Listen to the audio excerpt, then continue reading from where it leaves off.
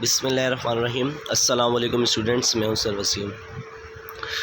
तो स्टूडेंट्स, आज का हमारा टॉपिक है factors affecting the activity of an enzyme. Topic को डिस्कस करने से पहले जिन स्टूडेंट्स ने इस चैनल को सब्सक्राइब नहीं किया है, सबसे पहले तो वो इस चैनल को सब्सक्राइब कर लें। चैनल को सब्सक्राइब इसलिए करना है ताकि आपको नई आने वाली वीडियोस आप तक पहुंच जाएं। जैसे कि आप जानते हैं, इस चैनल पर आपके सिलेबस के बायो एंड केमिस्ट्री के टॉपिक्स की वीडियोस अपलोड की जा रही हैं, जो कि आसान अल्फाज में आपको समझाया जा रहा है, उर्दू एक्सप्लेनेशन। ठीक है, तो चलिए अब टॉपिक स्टार्ट करते हैं। तो हमारे पास जो टॉपिक है factors affecting the activity of an enzyme, इसका मतलब ये होता है कि किसी भी एंजाइम की एक्टिविटी पर वो कौन से फैक्टर और किस तरह से अफेक्ट करते हैं। ठीक है, तो इस टॉपिक के अंदर हम ये डिस्कस करने वाले हैं वो फैक्टर्स कौन से हैं जो एंजाइम की वर्किंग पर अफेक्ट करते हैं। ठीक है, और क्या अफेक्ट करते हैं हम ये भी देखेंगे। तो जैसे कि आप जानते हैं स्टूडेंट्स, जो कुदरत ने जानदारों को बनाया, ठीक है, अल्लाह ताला ने जानदारों को बनाया, तो उस कुदरत के अंदर क्या सिस्टम रखा अल्लाह ताला ने कि एंजाइम्स की कंडीशंस कुछ रख दी गई है कि कुछ कंडीशंस पर एंजाइम वर्क करते हैं, कुछ कंडीशंस पर एंजाइम स्टॉप हो जाते हैं। ठीक है, तो उन्हीं कंडीशंस में कौन कौन से फैक्टर्स हैं जो वर्किंग बढ़ाते हैं या वर्किंग को स्लो कराते हैं, वो हम इस लेक्चर के अंदर देखने वाले हैं। जिस पॉइंट पर मतलब जिस कंडीशंस पर कोई भी एंजाइम क्या करता है, प्रॉपर फंक्शन करता है, प्रॉपर रिएक्शन करता है, उसको हम कहते हैं उसकी ऑप्टिमम कंडीशन। अगर हम किसी कंसंट्रेशन की बात कर रहे हैं तो वो उसकी ऑप्टिमम कंसंट्रेशन होगी। ठीक है, अगर हम बात करते हैं उसकी पीएच की तो वो पीएच भी क्या कहलाएगी, ऑप्टिमम।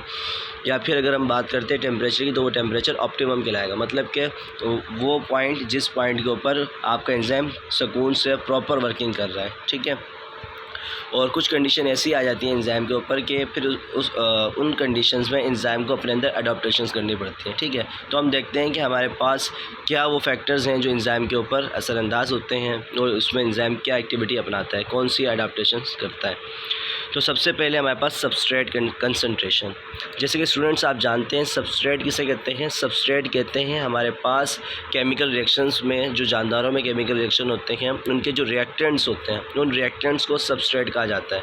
और कंसंट्रेशन मतलब यहाँ पर तादाद है। ठीक है, तो सबस्ट्रेट की तादाद अगर बढ़ा दी जाए या कम कर दी जाए तो क्या असर पड़ेगा एंजाइम पर, तो वो हम देख रहे हैं। It has been shown experimentally that if the amount of the enzyme is kept constant. बोल रहे हैं जैसे कि हमने यहाँ पर एक्सपेरिमेंट किया है, उसके अंदर अगर हम एंजाइम की तादाद को कांस्टेंट रख दें, कांस्टेंट का मतलब है कि हम उसको नहीं बढ़ाएं, ना हम बढ़ाएं ना कम करें, जो हमने एक फ़िक्स रख दी उस एक्सपेरिमेंट में एंजाइम की तादाद हम फ़िक्स रख दें। ठीक है, कांस्टेंट का मतलब होता है जिसमें चेंज ना है। मिसाल के तौर पर मैंने एंजाइम की तादाद 8 रख दी है, अब पूरे एक्सपेरिमेंट के अंदर हर जगह एंजाइम की तादाद क्या होगी, 8 होगी। ठीक है, एक जनरल बात कर रहा हूँ, अदरवाइज़ यहाँ पे क्या कहा गया, कि कांस्टेंट मतलब कि अब आपने एक फ़िक्स तादाद रख दी है, फिक्स क्वांटिटी रख दी एंजाइम की। ठीक है, जिसको अब आप चेंज नहीं करेंगे।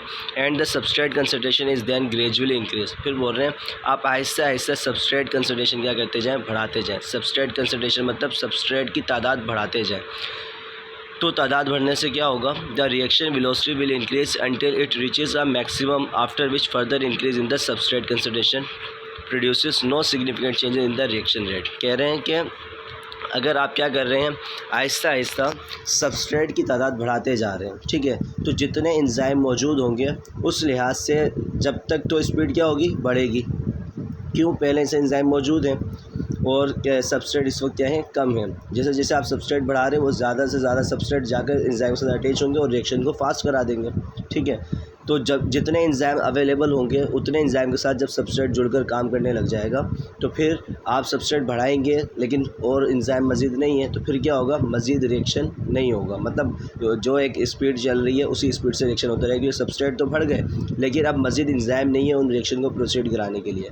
अब वेट किया जाएगा कि अब एंजाइम उस रिएक्शन को करा लें, फिर उसके बाद दूसरे सबस्ट्रेट का नंबर आएगा। बात समझ में आई। मतलब कि एंजाइम की तादाद फ़िक्स थी, मिसाल के तौर पर 8 हमने एंजाइम की तादाद रख ली और हमने सबस्ट्रेट पहले 2 यूज़ किए, फिर हमने 4 यूज़ किए, फिर हमने 7 यूज़ किए, फिर हमने 8 यूज़ किए। जैसे जैसे आप सबस्ट्रेट की तादाद बढ़ाते गए उतने ज़्यादा वो एंजाइम के साथ अटैच होकर वर्किंग करता गया। अब आपने सबस्ट्रेट की तादाद 10 कर दी मिसाल के तौर पर, तो क्या हुआ, अब वो 8 तो उसमें से जाकर एंजाइम के साथ अटैच होकर उन्होंने रिएक्शन को फास्ट करा। अब 2 क्या कर रहे हैं, वो फ्री हैं बिल्कुल, अब उनसे फ़र्क नहीं पड़ रहा। आप 10 के बजाय 12 कर दें सबस्ट्रेट की तादाद, अब 15 कर दें, मतलब कि अब एंजाइम पे कोई फ़र्क नहीं पड़ रहा, क्योंकि अब एंजाइम अवेलेबल ही नहीं है इतने कि वो क्या करा सकें, मज़ीद रिएक्शन को प्रोसीड करा सकें। इसी तरह से देखिए आपको ग्राफ के अंदर ये नज़र आ रहा है। आपको जो रेड लाइन नज़र आ रही है बीच में कर्व नज़र आ रहा है, इसमें देखें पहले आपको ये नीचे यहाँ पर हमारे पास जो है रेट ऑफ रिएक्शन और सबस्ट्रेट कंसंट्रेशन, इन दोनों के दरमियान जो पॉइंट है उस पॉइंट पर हमारे पास क्या थी, एक्टिविटी थी। फिर एक्टिविटी ऊपर उठना शुरू हुई, रेड पॉइंट आपको जो नज़र आ रही है रेड लाइन, ये ऊपर उठना शुरू। ऊपर उठने का मतलब ये कि इसकी एक्टिविटी बढ़ गई एंजाइम की, बढ़ते बढ़ते बढ़ते एक्स पॉइंट पर पहुंची। ठीक है, आपको ये ग्रीन कलर का एक्स नज़र आ रहा है। तो यहाँ तक तो एक्टिविटी इसकी बढ़ गई, क्योंकि पहले हमारे पास क्या थे, सबस्ट्रेट कम थे, एंजाइम ज़्यादा थे। तो सबस्ट्रेट जैसे बढ़े वो एंजाइम के साथ जुड़ते गए और स्पीड अपनी बढ़ाते गए। लेकिन जब हमने देखा अब एंजाइम और सबस्ट्रेट बराबर हो गए और अब क्या हो गया, अब इनकी स्पीड एक प्रॉपर चल रही है। लेकिन जब आपने सबस्ट्रेट बढ़ाए, अब एंजाइम कम सबस्ट्रेट ज़्यादा हो गए, तो सबस्ट्रेट और एंजाइम मिलकर काम करते हैं। तो अब सबस्ट्रेट बढ़ गए, तो अब यहाँ पर क्या हुआ, एक्टिविटी की जो स्पीड थी वो उतनी ही चल रही है। अब जितने भी सबस्ट्रेट बढ़ने वाले हैं, बढ़ने वाले सबस्ट्रेट की जो तादाद है अब वो वैसे ही रहेगी, क्योंकि उसके अंदर अब क्या होगा, सबस्ट्रेट बढ़ भी रहे हैं तो अब एंजाइम मौजूद नहीं है कि वो इस रिएक्शन को मज़ीद फास्ट करा सकें। ठीक है, तो इसी कर्व के अंदर आपको ये चीज़ नज़र आ रही है कि एक ख़ास हद तक स्पीड बढ़ी और उसके बाद क्या हो गई, वो स्ट्रेट लाइन आपको नज़र जाती हुई नज़र आ रही है। ठीक है, एक्स ग्रीन जो एक्स आपको नज़र आ रहा है, ये एक्स के बाद जो रेड लाइन जाती हुई नज़र आ रही है वो बिल्कुल स्ट्रेट जा रही है, मतलब कि अब रिएक्शन के अंदर कोई चेंज नहीं आ रहा। ठीक है, उम्मीद है कि आपको समझ में आ गया होगा। तो नेक्स्ट फैक्टर है हमारे पास टेम्परेचर। टेम्परेचर में क्या कह रहे हैं, the protein nature of the enzyme makes the extremely sensitive to thermal changes. कह रहे हैं आपका जो एंजाइम है वो प्रोटीन नेचर का है और ये इसको क्या बनाता है, एक्सट्रीमली सेंसिटिव। एक्सट्रीमली सेंसिटिव का मतलब ये है कि इसकी एक कुछ लिमिटेशंस हैं, मतलब कुछ इसकी कंडीशंस हैं। ये अपनी कुछ कंडीशंस पे क्या करता है, जाकर काम करता है।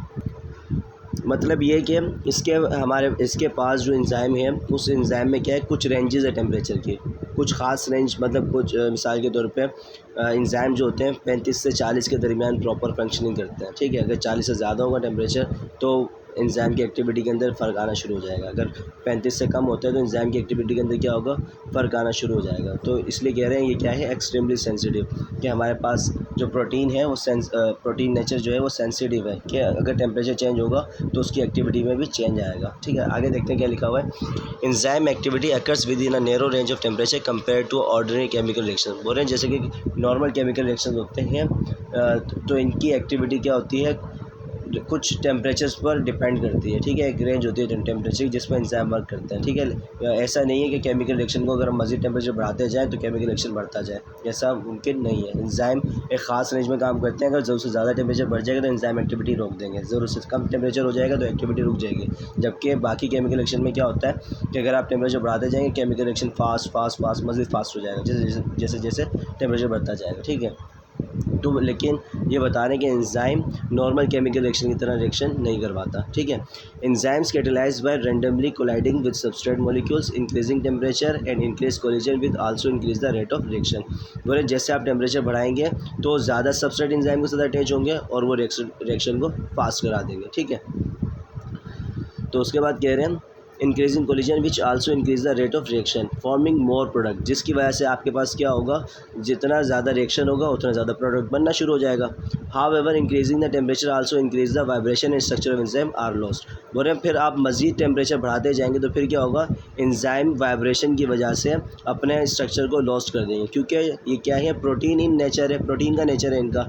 तो जैसे जैसे टेम्परेचर बढ़ता जाएगा तो इनकी क्या होगी, वाइब्रेशन, इनकी हरकत बढ़ती जाएगी, मतलब इस सबस्ट्रेट के साथ ज़्यादा अटैच होते जाएंगे और सबस्ट्रेट जब आप ज़्यादा टकराएंगे तो एंजाइम क्या है, प्रोटीन नेचर है, वो ब्रेक हो जाएगा, वो टूट जाएगा, जिसकी वजह से हम ये कह सकते हैं प्रोटीन डी नेचर हो जाएगा। डी नेचर का मतलब ये होता है कि प्रोटीन अब क्या हो गया, वो टूट गया, ब्रेक हो गया, जिसकी वजह से एंजाइम वर्किंग नहीं कर सकते।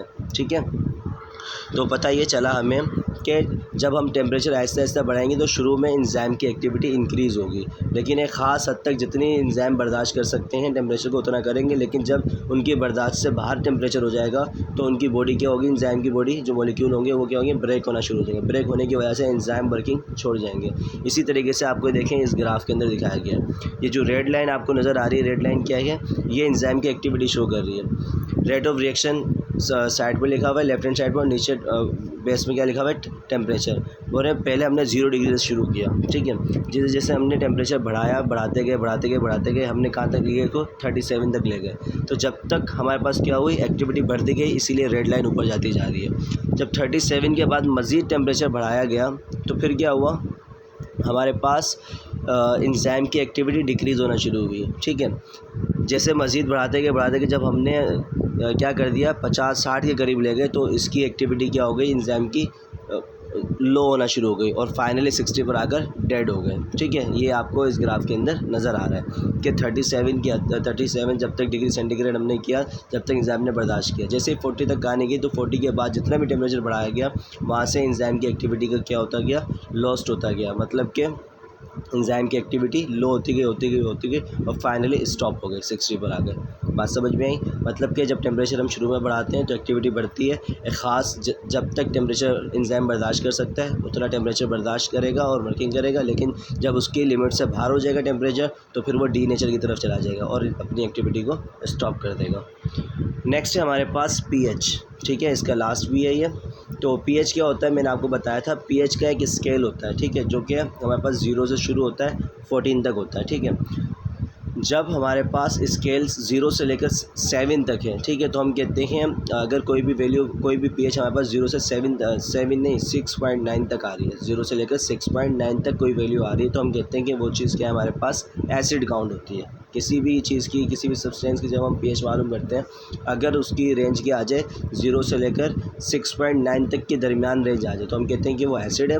अगर 7 आ जाए तो हम कहते हैं कि वो न्यूट्रल है, ना एसिड है ना तो बेस है। अगर 7.1 हो जाए तो फिर हम कहते हैं इसके अंदर ये बेस की प्रॉपर्टी आना शुरू हो गई है। फिर 7 से लेकर 14 तक कोई भी वैल्यू आ रही है, 7.1, 7.2 या फिर 9, 8, 9, 10, 11, 12, 13, 14 कुछ भी आ रही है तो हम कहते हैं कि वो चीज़ बेस है, ठीक है।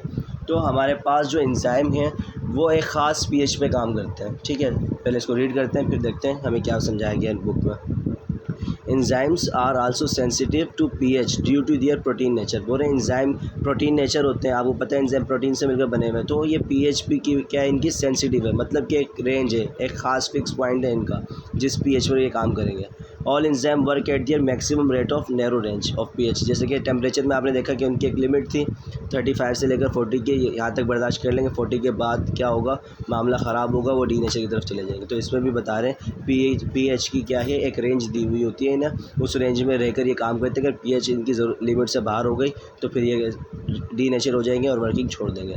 The point where the enzyme is most active is known as optimum pH. बोल रहे हैं वो पीएच जिस पर एंजाइम सबसे ज़्यादा अच्छे से काम करेगा उसको हम ऑप्टिमम पीएच कहते हैं। ये मैंने आपको पहले भी बताया था, अगर किसी टेम्परेचर पर एंजाइम बहुत अच्छे से काम कर रहा है वो टेम्परेचर ऑप्टिमम टेम्परेचर कहलाएगा, ठीक है। इसी तरीके से किसी कंसनट्रेशन के ऊपर प्रॉपर काम कर रहा है तो वो ऑप्टिमम कंसनट्रेशन कहलाएगी। तो इसी तरीके से यहाँ पर ऑप्टिमम पीएच है। For example pepsin work at low pH. बोल रहे हैं पेप्सिन क्या करता है, लो पीएच पे काम करता है, मतलब जब पीएच का लेवल कम होता है तब पेप्सिन जो हमारे पास एंजाइम है वो प्रॉपर फंक्शन करता है। इट इज़ हाईली एसिडिक, क्योंकि आपको पता है मैंने क्या बताया था आपको कि हमारे पास जो कम वैल्यू होगी 0, 1, 2, 3, 4, 5 ये सारी क्या है, एसिड की तरफ लेके जा रही है, तो इसमें लो पीएच है तो मतलब क्या, एसिडिक है। While trypsin work at a high pH it is basic. तो इसमें क्या बताया गया कि हमारे पास ट्रेप्सिन भी एक एंजाइम है जो क्या करता है, हाई पीएच, मतलब कि 7 के बाद 7.1 भी हो सकती है, 8 भी हो सकती है, सिर्फ 9 भी हो सकती है, मतलब कि 7 से ज़्यादा है, तो वो क्या शो कर रहा है कि इसका नेचर बेसिक है। तो अगर हम पीएच में चेंज करते हैं तो क्या होगा, आप इस ग्राफ के अंदर देखें, मतलब कि रेट ऑफ रिएक्शन आपको लेफ्ट हैंड साइड पर नज़र आ रहा है और नीचे बेस में आपको इंक्रीजिंग पीएच। बोले आहिस्ता आहिस्ता जैसे आप पीएच बढ़ा रहे हैं इससे क्या होगा, जितनी एंजाइम के पास बर्दाश्त की कुव्वत है उस हिसाब से वो क्या करेगा, बर्दाश्त करेगा, और जैसे जैसे पीएच बढ़ेगी उसकी एक्टिविटी क्या होती जाएगी, इंक्रीज़। ये आपको जो बीच में लाइन है ये क्या शो कर रही है कि शुरू में जब इसकी कम थी पीएच तो ये स्लो वर्किंग कर रहा था, फिर जैसे जैसे आप पीएच बढ़ाते गए तो इसका एक ख़ास टेम्परेचर ख़ास इसकी पीएच आ गई ऑप्टिमम पीएच, जिस पर एंजाइम बहुत अच्छे से काम कर रहा था। लेकिन जब आपने मज़ीद इसकी पीएच बढ़ा दी तो फिर क्या हुआ, एंजाइम डी नेचर होना शुरू हुआ और आपका कर्व नीचे डाउन होना शुरू हो गया और आहिस्ता आहिस्ता आप देख रहे हैं एरो पे बिल्कुल ही नीचे आकर गिर गया, जिसकी वजह से क्या हुआ, जिसकी वजह से आपका एंजाइम वर्किंग करना छोड़ गया। मतलब कि आपको इस लेक्चर से ये चीज़ समझ में आई कि हमारे पास जो ये फैक्टर्स हैं, इन फैक्टर्स की एक रेंज दी हुई है, जब तक उस रेंज के अंदर एंजाइम है उस रेंज के अंदर क्या करेगा, प्रॉपर फंक्शन करेगा। अगर रेंज से आउट हो जाएगी वैल्यू, मतलब कि उसकी लिमिट बढ़ा दी जाएगी या कम कर दी जाएगी, तो एंजाइम की एक्टिविटी क्या होगी, डिक्रीज़ होगी, ठीक है। तो जो जिस रेंज के अंदर पीएच होगी उसी रेंज में एंजाइम प्रॉपर फंक्शन करेगा, जिस रेंज के अंदर हमारे पास टेम्परेचर होगा उसी रेंज के अंदर एंजाइम प्रॉपर फंक्शन करेगा। अगर उस रेंज से आउट जाएंगे हम, या तो कम कर देंगे या ज़्यादा कर देंगे, तो एंजाइम अपनी एक्टिविटी परफॉर्म नहीं कर पाएगा। इसी तरीके से सबस्ट्रेट कंसंट्रेशन क्या है कि जितने एंजाइम होंगे उतने ही सबस्ट्रेट अगर होंगे तो ही रिएक्शन फास्ट होगा। अगर एंजाइम ज़्यादा हो जाए, सबस्ट्रेट कम हो, तो रिएक्शन की स्पीड एक कांस्टेंट चलती रहेगी, एक चीज़ के बढ़ाने से फ़र्क नहीं पड़ता। ठीक है, या तो सबस्ट्रेट कंसंट्रेशन और एंजाइम की तादाद दोनों सेम होनी चाहिए, या फिर अगर एक सबस्ट्रेट ज़्यादा है एंजाइम कम है तो स्पीड में कोई फ़र्क नहीं आएगा, या फिर एंजाइम ज़्यादा है सबस्ट्रेट कम है तो भी इनकी एक्टिविटी में कोई फ़र्क नहीं आएगा। फ़र्क कब आएगा, स्पीड कब बढ़ेगी, जब सबस्ट्रेट कंसंट्रेशन भी ज़्यादा हो, एंजाइम की कंसंट्रेशन भी ज़्यादा हो, मतलब दोनों आपस में बराबर हो, तब इनकी स्पीड कुछ आपको नज़र आएगी। ठीक है, तो उम्मीद है कि आपको इस लेक्चर में समझ में आ गया होगा। अगर फिर भी किसी भी टॉपिक में कोई प्रॉब्लम होती है तो आप मुझे कमेंट करके बता सकते हैं। इंशाल्लाह ताला कोई भी प्रॉब्लम होगी तो हम उसको ज़रूर डिस्कस करेंगे नेक्स्ट लेक्चर में। तो स्टूडेंट्स, फिर मुलाकात होगी नेक्स्ट वीडियो में। तो जब तक के लिए अल्लाह हाफ़िज़।